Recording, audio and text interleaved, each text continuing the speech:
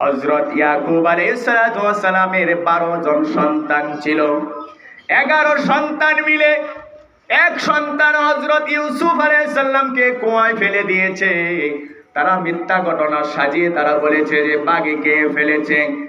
অনেক দিন পর হযরত ইয়াকুব আলাইহিস সালাম সন্তান হারিয়ে অনেক শোকাহত ছিল, মনের মধ্যে অনেক কষ্ট ছিল।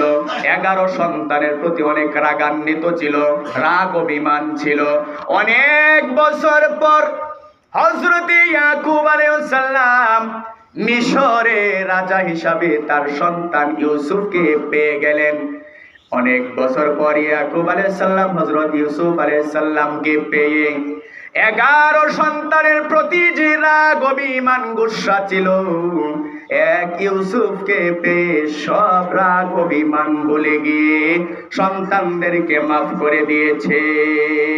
ঠিক তেমনি ভাবে 12টি মাসে এক বছর, বান্দা 11টি মাস গুনাহ করে, অন্যায় করে, অপরাধ করে।